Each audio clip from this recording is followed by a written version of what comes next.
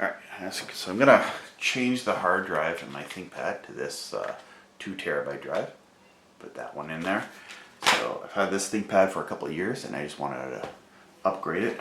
So the tools I got here are screwdrivers. I got a plastic butter knife just to help pry open the case.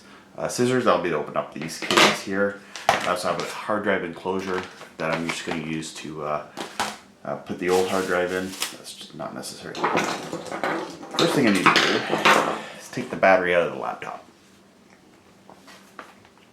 I actually never have had this battery out. I use this laptop for years now and I've never actually. So we can get it out here, unlock it. Get that out. Here, come on. There we go. There's the battery. Light battery. At least it can be changed. You know, and honestly, I've never had this battery out. But hey, there's the battery. We'll get that back in when we need it. In the contacts, put that over there. That's the main thing you got to get out of here to get the bottom of this case off. There's a little bit of dust.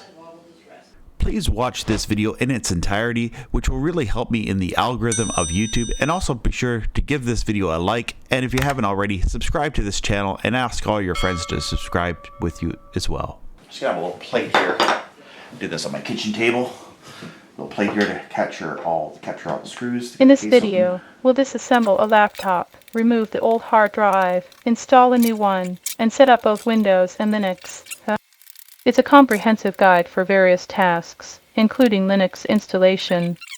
Use the chapter markers to skip to relevant sections or adjust the playback speed in the settings if needed. Get in there. Kind of loosen off the plastic there. I'm just going to go around the edges. Plastic knife's good for that, so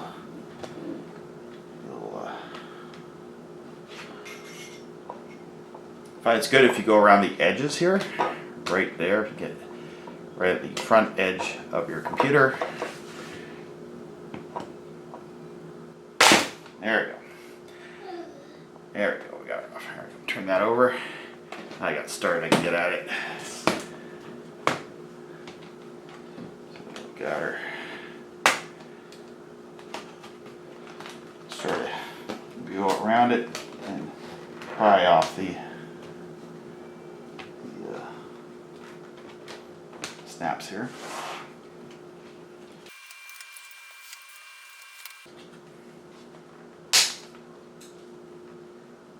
That's not good when you see the bits of plastic that pop off with it. All right.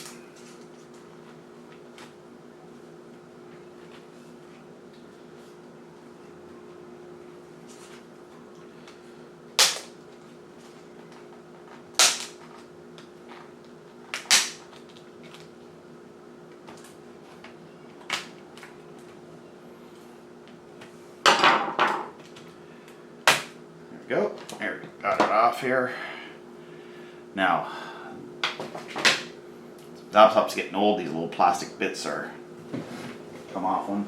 Not the greatest when you're trying to just change your laptop out. One thing I noticed here is a little bit of dust here on the fan. Clean that off here. Get that. So it's not. So here's inside of the laptop. Here's another piece. It's kind of a disappointment that came off so easily. Here's the hard drive. It's actually surprisingly not too dusty inside here. I got my RAM. It's here. It's covered. Processor will be down there. This doesn't have the maybe I can get it out here. There we go. I lifted it up. Just use the butter knife to lift it out and turn it over here. You can see the SSD in there. You just gotta take this. Yeah, this should have been the other way around. Anyway, got it out. There's 2 screws there and there.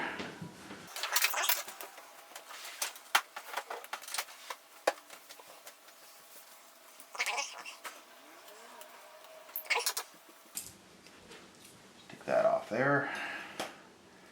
That screw.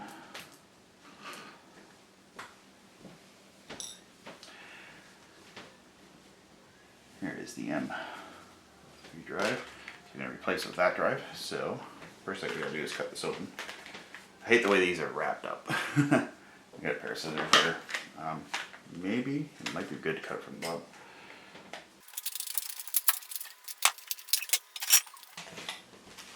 There we go. So there's my replacement drive. It's 2 terabytes. This one's probably, I think it's not even a terabyte. It's one of those older drives. So usually there's a screw.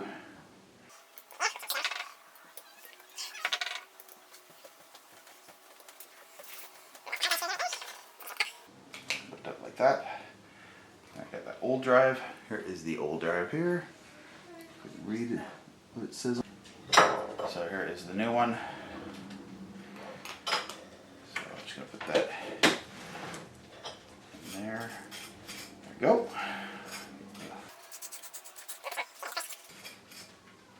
Leave this so that next time I have to go in here, I can just have it set up the right way.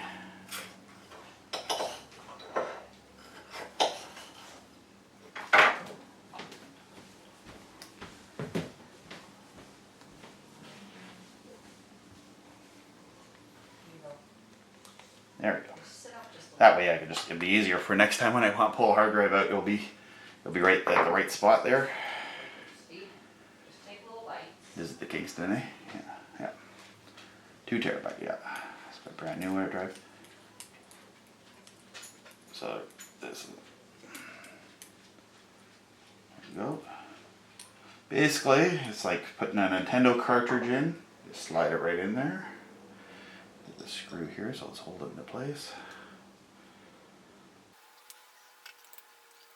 There we go. Drive is in. Turn this back around. Oh, yeah, I won't put that heatsink thing back on, of course. So, you want this guy back on there. Let's go that way. Maybe. Yeah.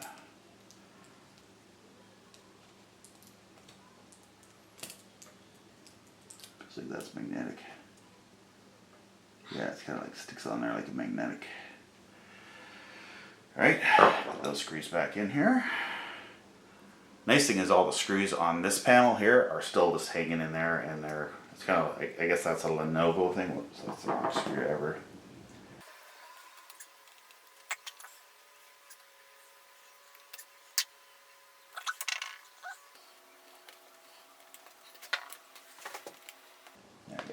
There, I got it. And I got this tab thing here, so next time I want to change a hard drive in this, or if I screw something out, I get back at the hard drive and just simply pull that out. The way it was manufactured, it was just sitting there. Put your finger on there to hold the fan, so you don't.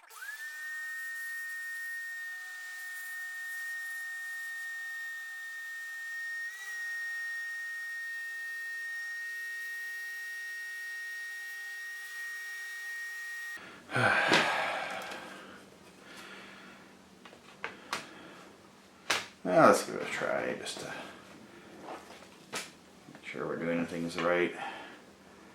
Just to check to see if the drive's in there.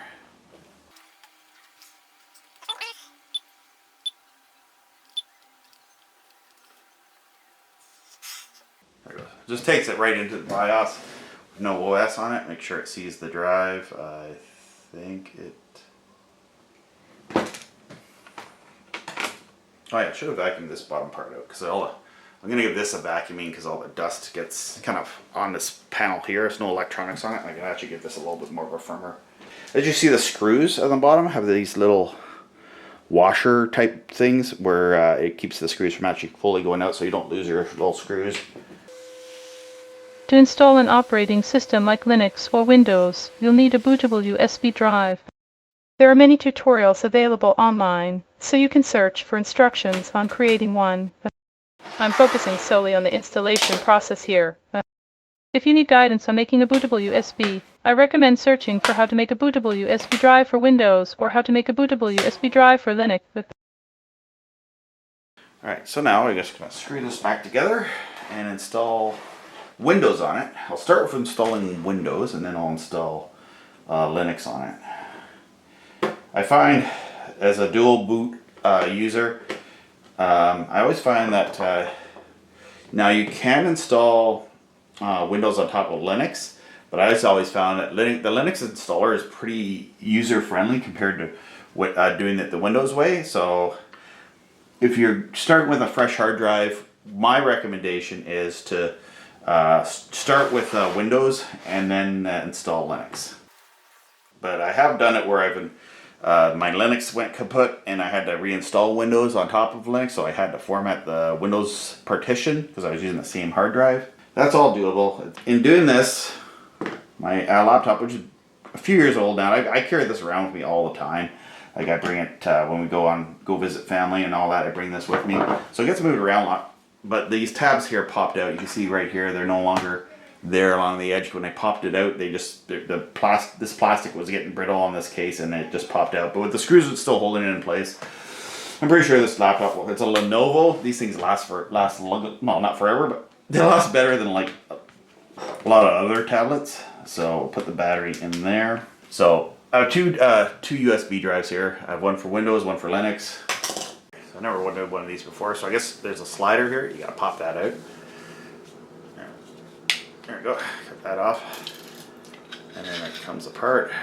There's the case. And the hard drive goes in there. You can see where the cartridge part of the hard drive would go. So I guess the hard drive is going to go in there like this. 30-degree angle. It goes in. Okay. There we go. Comes off like that. Thermal pad on. Screw here. I don't know why there's two, but there's two screws. Is there a screw or is that just a nubby? This is just like a nubby thing. It's not even a screw. There we go. It's in there now. Take this part here. It's like a rubber. Is it on that side? Not sure.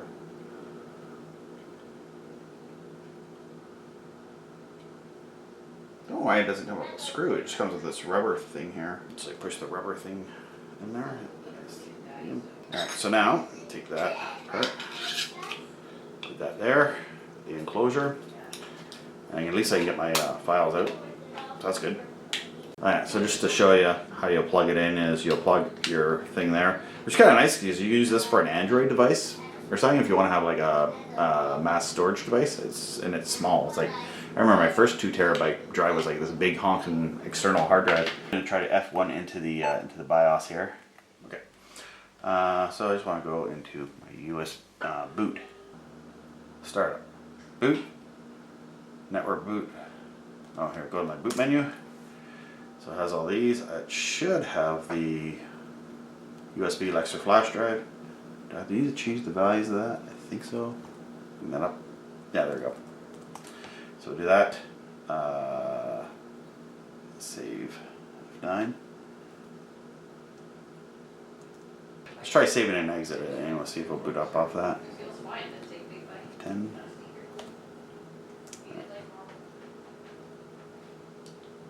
Alright, now it's going to reboot. I'm not sure if it's going to do where I want. I might boot off the USB drive because it might be the only boot sector that I'll see on it.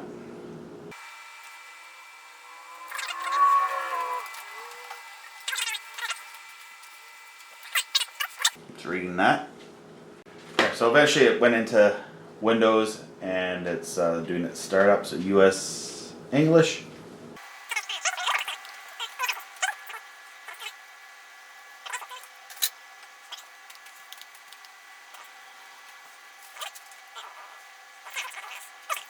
Let's go with that. Install Windows now. There we go. Alright, it's doing the whole Windows startup.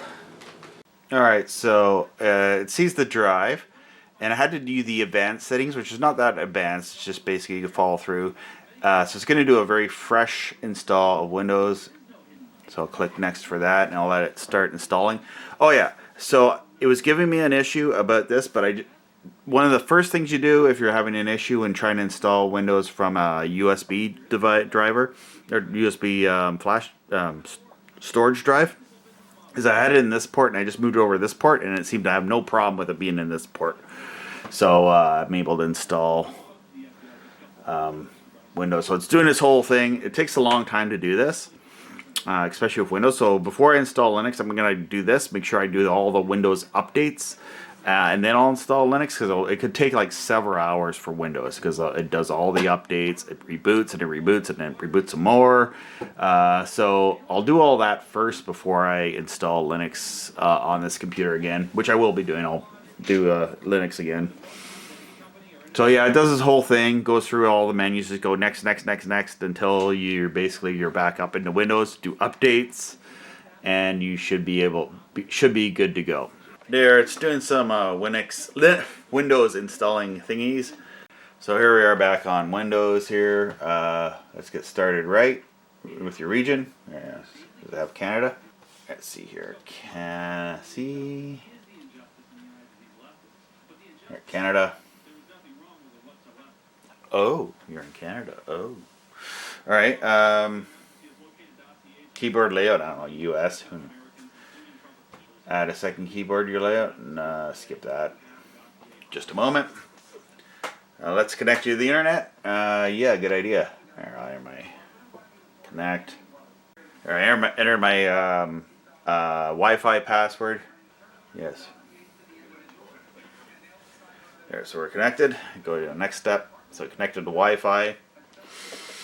That's where if you have like a weird Wi-Fi password, you have to go find out where you in the book that you wrote it down in or whatever. I know it off by heart for me.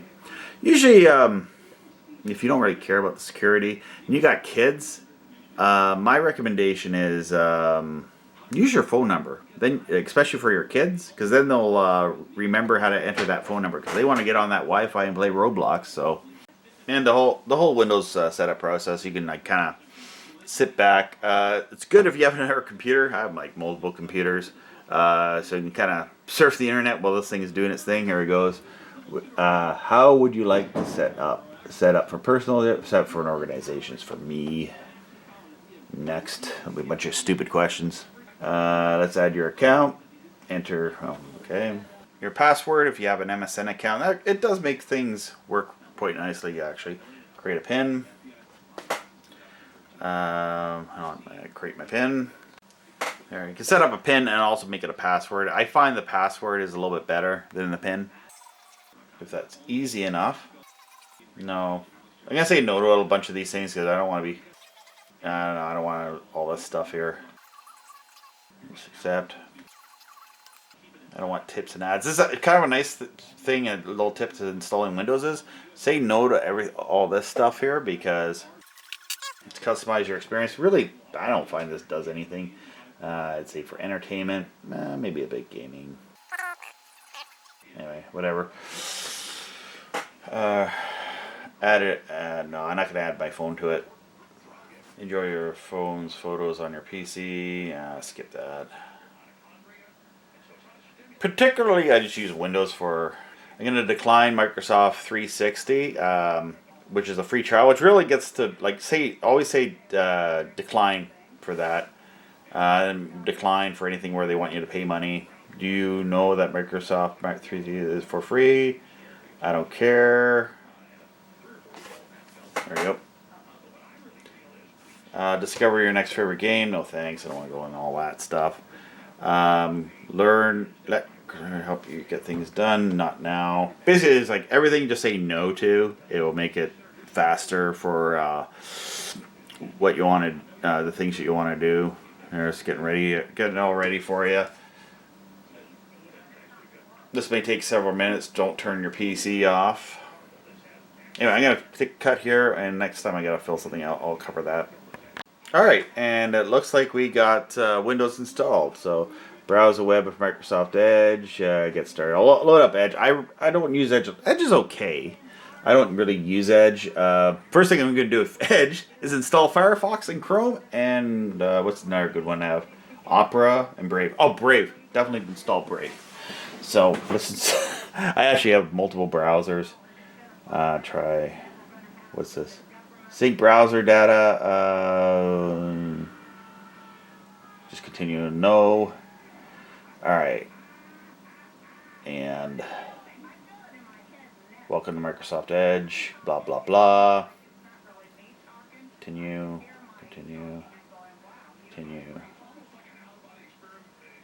Yeah, blah, blah, blah, whatever. Alright. Anyway, you know what I like? So, here's one thing I like doing in Windows right away. I don't mind the background. I'll change. I don't know. We're gonna change that background. Yeah, I like to customize my computer. So dark mode. Turn on dark mode and system wide. There we go. So it's a nice thing is. I think I have to switch my mouse because it's on that touch. You see what I'm touching here? Custom color, dark. All right, it's gonna go dark mode. There we go. So it makes everything kind of darker in the windows. How come I can't see what's going on? Dark. I not see my thing here. You can change colors too. I'm just gonna leave this for now, but I do like dark mode for my windows. There's customizable stuff that you can do in Windows as well. That's a blue thing too. I don't mind blue. Oh yeah, so blue in here. Yeah, I mean that's okay. And it sees my name. There's my picture, my face. So it's kind of logged into the MSN, so it has me logged in here a little bit. So yeah, I'll do that. I think Edge is still like white on white. I don't know if it has like a dark mode in Edge. Let's see here. Settings. Dark. Not all websites will give you a dark mode, but system default, I'm going to go to dark mode default. And the reason why I dark mode, it's not because I'm a dark person. I'm actually a very light person, but I just find it's easier on the eyes to go to websites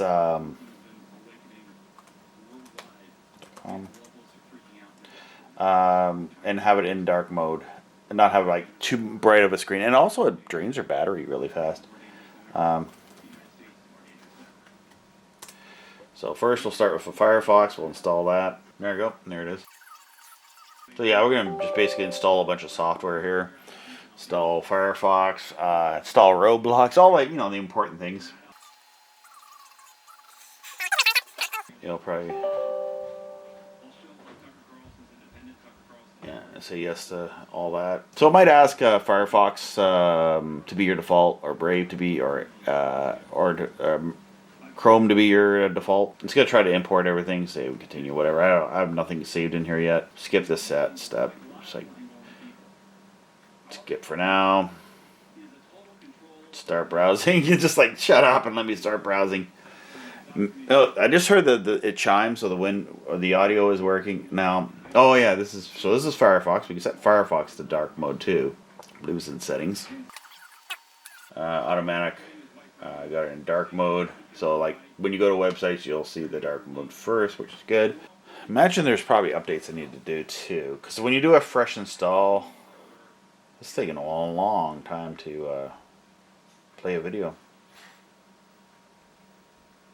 Updates. So what I'll do here, check for updates, and I know there is updates.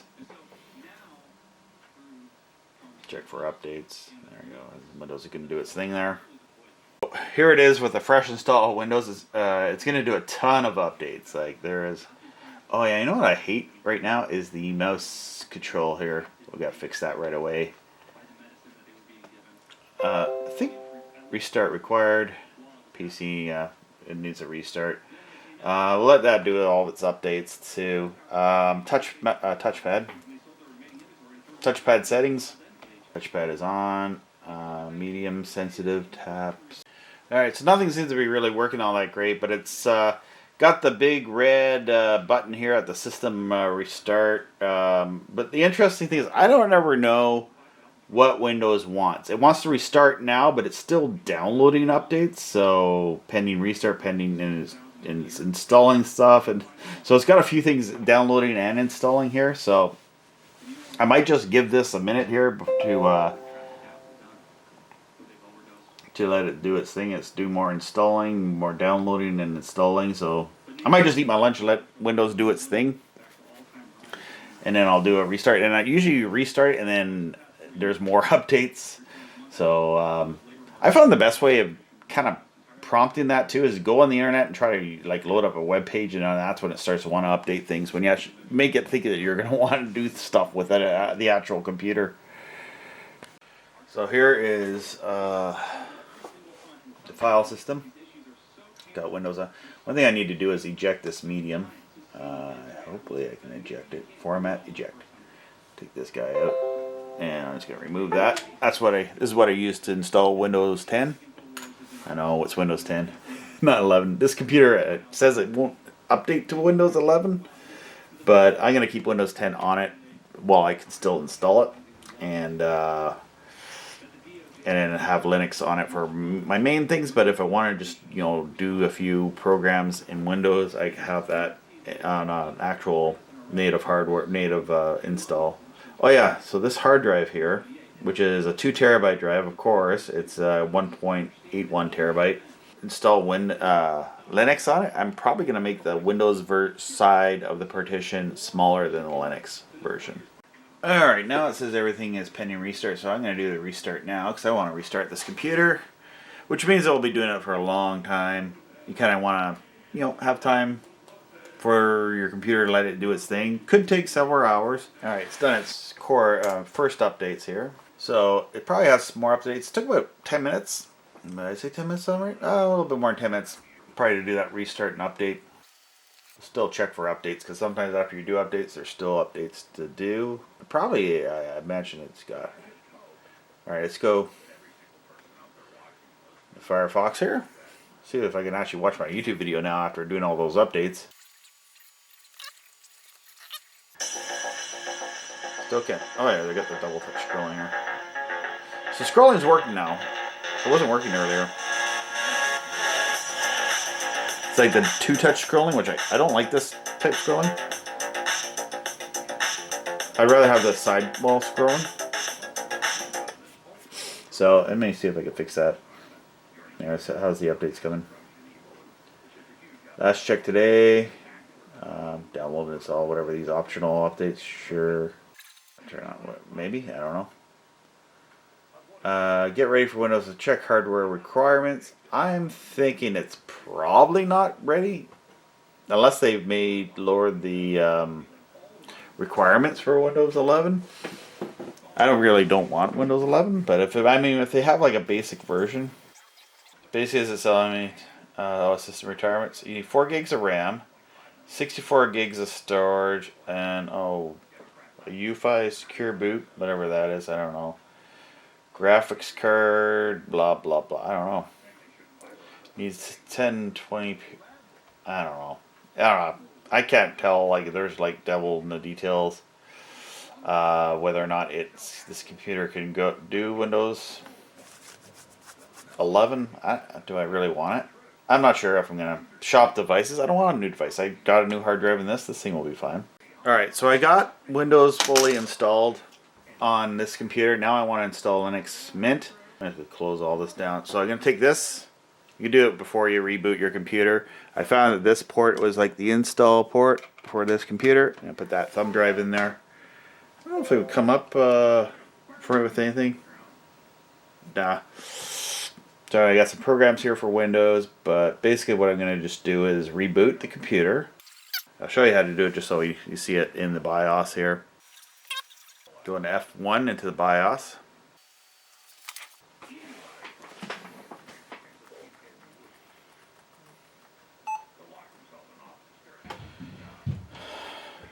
So you go into your setup, your F1 on this computer. Password if you got it logged in there.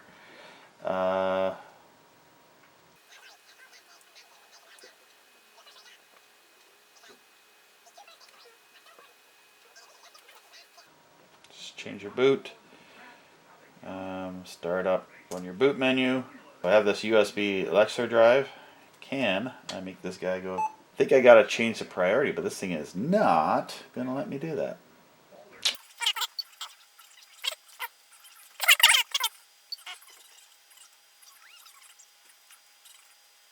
It's weird I have to do that, but it's weird that the plus button wouldn't work. But anyway, we'll save and exit. Oh, I can blotch my computer. I go to Alexa drive, and it should. I'm not saying it will, but it should. This will, if you got a light on your boot from new volume, so it gives you options to boot. But I'm going to start Windows Linux Mint. or not Windows, Linux Mint. So it will take a while for it to load. It might take a few minutes for Linux Mint to load off of a thumb drive. It's, you know, I've had this thumb drive for years, and I've installed different versions of Linux on it. And so what I do like is when you're installing Linux Mint, is if you have a light on it, it kind of indicates on your computer, like right now, that it's doing something while you're loading up Linux Mint. And it will take a while to do its thing. Eventually you'll get the mouse controller and you'll be able to use it. I'll just take a cut here. Alright, so I got Linux Mint loaded up here on my computer. First thing you might want to do is connect to your Wi-Fi.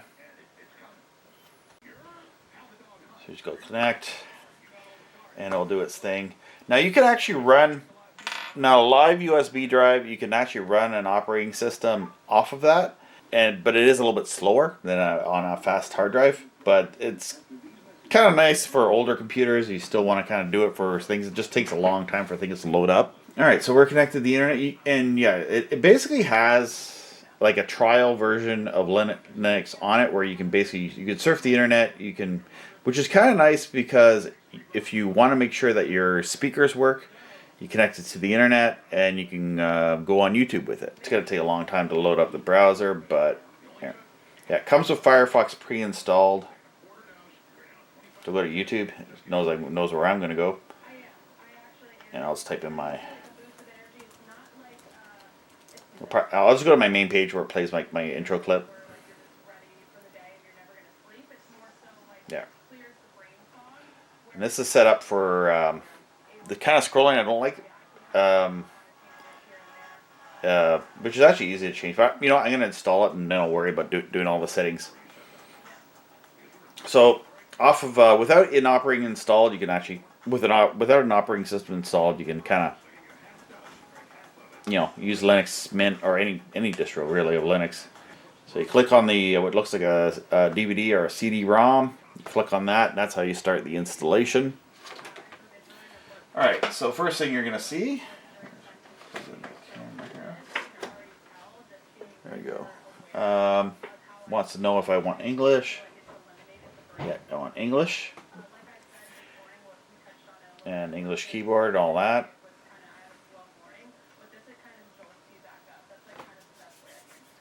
Install multimedia codecs. I just click with yes. And if it asks for any proprietary stuff, I personally am not okay with proprietary stuff, so long as it's going to work well. Ubuntu, Linux Mint are pretty good distros of Linux, where they're very plug and play, very user friendly, and in some ways I would even say easier than Windows, easier than Mac. So this is good. The computer currently has Windows Boot Manager on it. Would you like to install Linux Mint alongside the Windows Boot Manager? And I'm going to say yes. I definitely want to do that because I want a dual boot. That's the nice thing about this installer, is it will automatically install Linux Mint along with Windows. The only thing is you'll have that menu at the beginning where you have to do it. Now this is where you get to choose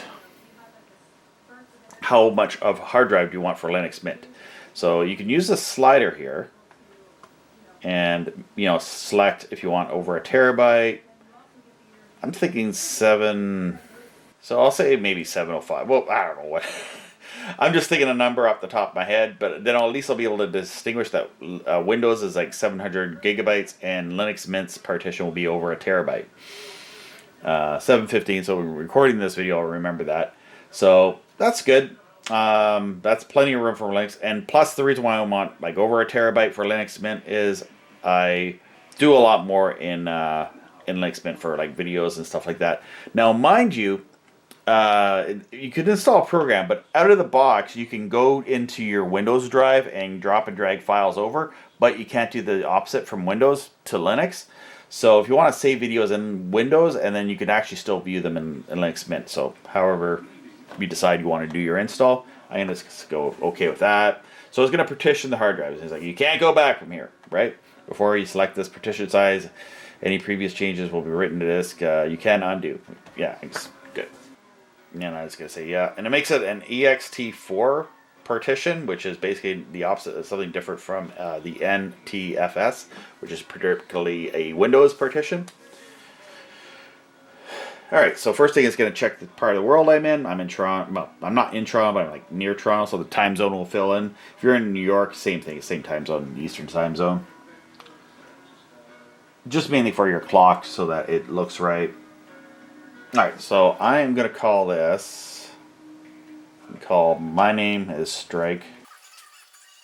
Strike, your computer's name. And I like that it will like basically say my computer's name, which is this thing here, the ThinkPad T470. I don't know if I, you know what? Because I'm going to, and it can remote connect, I don't need all that information. But Strike ThinkPad T470, yeah, that's fine. And also check this login automatically part. Very important. You want to make sure that you're logged in automatically. Put my password in. So I got everything all set to go. So, and the key thing is log in automatically. I like it just to, you know, as soon as I go to my computer, it just turns on, which is good.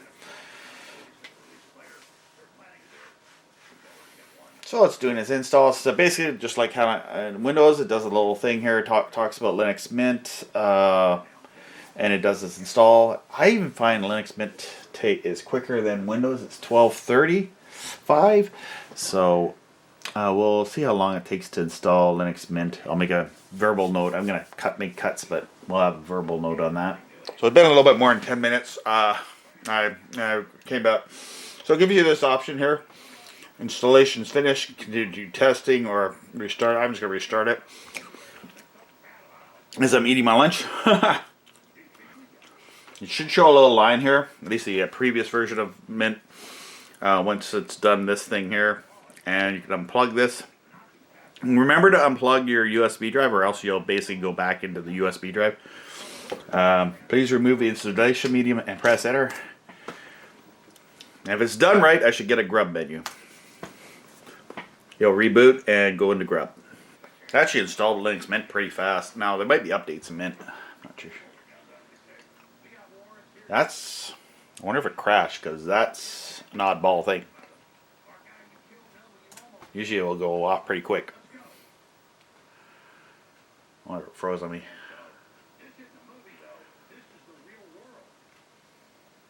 Alright, so we'll do a manual reboot.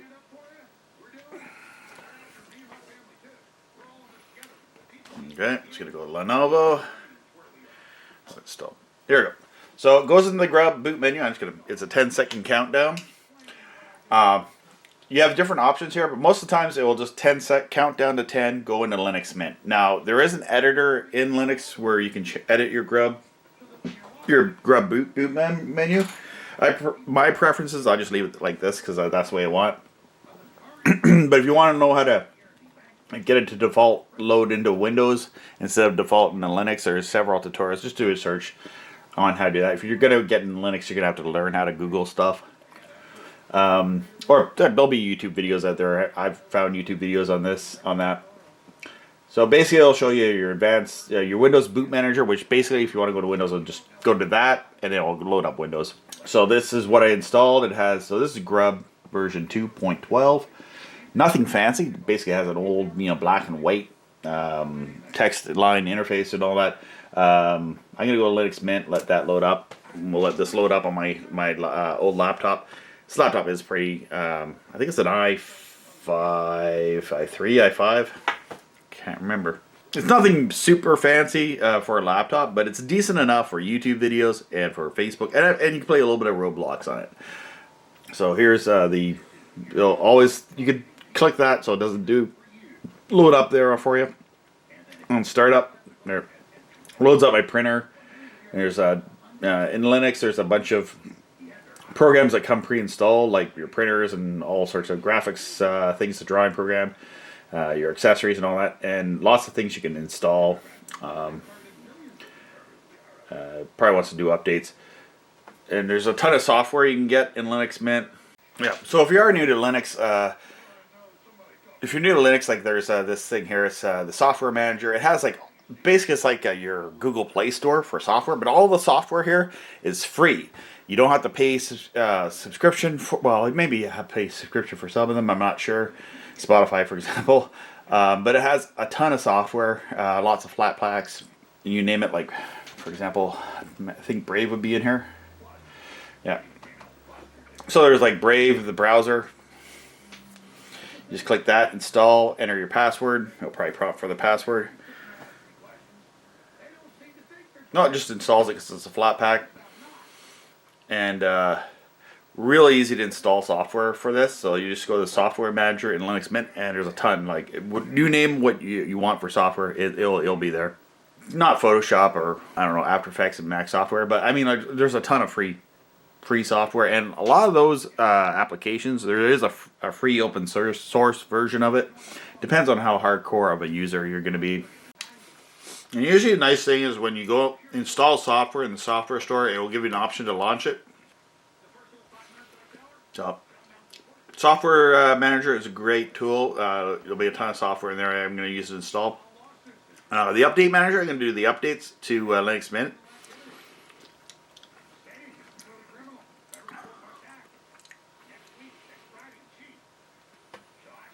So I'll just do that, and then do its updates. So the browsers, for example, for Firefox, and there's always tons of updates.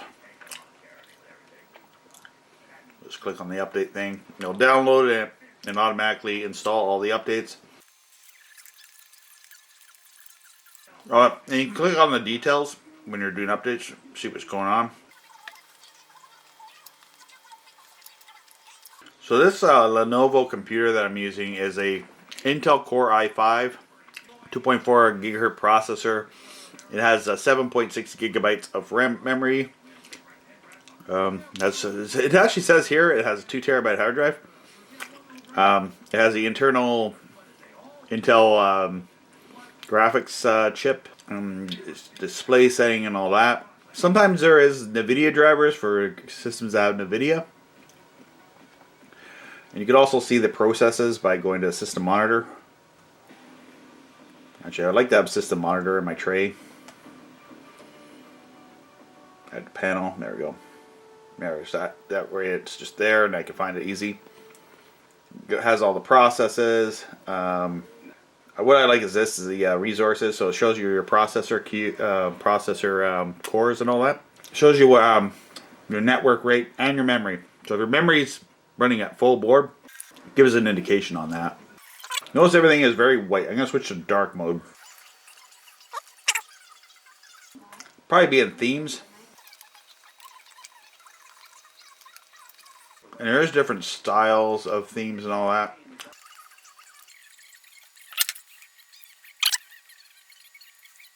There's a Tron theme that I used to have and I thought was so cool. I don't know if it's still available or not.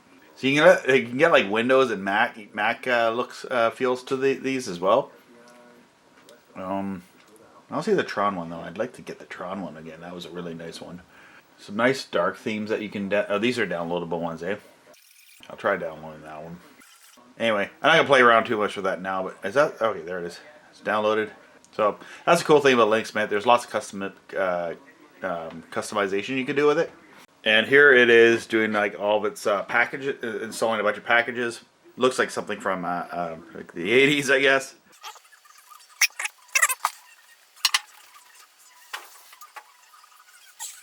It's still rolling. Okay, we're rolling. Okay.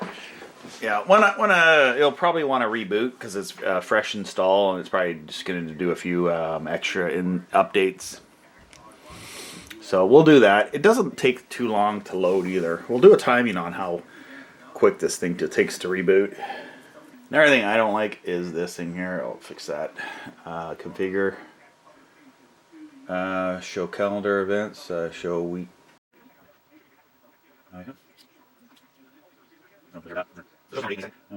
then you can just click on that. It shows you the calendar. Oh yeah, events. Eh? That's pretty neat. Can you type stuff in here? Yeah, so you can say, put events in your calendar here if you want. That's pretty neat. I still write things on my calendar. This bothers me. It doesn't say 1 p.m. I'm not in the military, so I don't really go by military time. Let's see here. Close that. And you could also, another thing I like is for it to show the seconds in the time. Date, no, there we go. Date and time settings. There we go. There we go. All right, so go in here, use 24/7 clock. Check that off. It'll just change it to display the date. It's doing that. Display seconds. I like that. I like to see what second I'm in. Kind of gives me a little stopwatch. There we go. And close that. It didn't do that. What's the deal?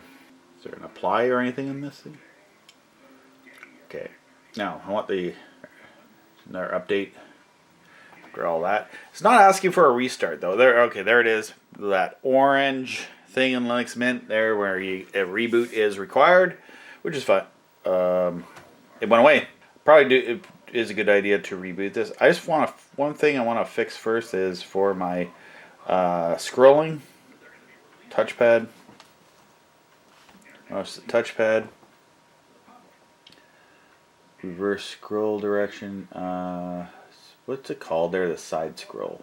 This is not a touchscreen laptop, so which I like that. Tap to clip. Click action. Virtual button disabled. 2-finger scrolling, or you just go edge scrolling.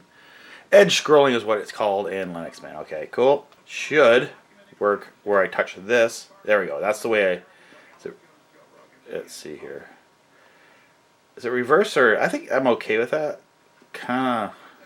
That seems to be a setting I'm most liking about. There's a Bluetooth for Bluetooth devices. I just leave it off. All right, we're gonna restart this computer. It said to restart and then it stopped, but we'll just show you how quick this thing takes a second to restart. It's a fresh install too, so this won't take too long to restart. It's gonna go to the Grub menu, and I'm just gonna go right in Linux Mint. This is the trick when you're a Linux user, is you just simply hold over that, hit that, so the Grub menu you don't have to wait the 10 seconds. There's Linux Mint. Shows the LM Linux Mint logo for a second. You should see the mouse in a few seconds here. Is it even animated? I'm not sure. I can see. There's the mouse trackpad, and the rest of the operating system should come up. There it is. Linux Mint 22.1. First steps. You have Driver Manager too for your desktop PCs. For graphics cards and things like that. I'm going to leave all that pretty much the way it is, because on the Lenovo, the nice thing about Lenovo and ThinkPads is when you're running Linux, you don't have to mess around. These things actually run Linux really good. I'm kind of switched to Lenovo's now. I don't know, like when I buy another computer, I probably want to get a Lenovo. Another reason why I want to get a Lenovo, like look at the power plug. This is the power plug on the Lenovo. It's like a USB plug. I like that. I think newer computers are going to USB 3 C's where you plug one of these things in it, but this is pretty good. I mean, anyway, I like that for the power supply. I had a computer before, it had that little tiny thing that would break real easy, and this thing's a little bit more heavier duty. I like that. So there we're in Mint. So I'm basically gonna get this thing set up and use it as my laptop, my main go-to for doing stuff. I gotta surf the internet, install everything, and put all my passwords in and all that good stuff. Is it showing the seconds clock? Oh, it's not. What's going on here? Backgrounds. Change your backgrounds for Linux Mint to what you want. Go with the old logo. I like this old logo. That was from 2013, I think. Oh yeah.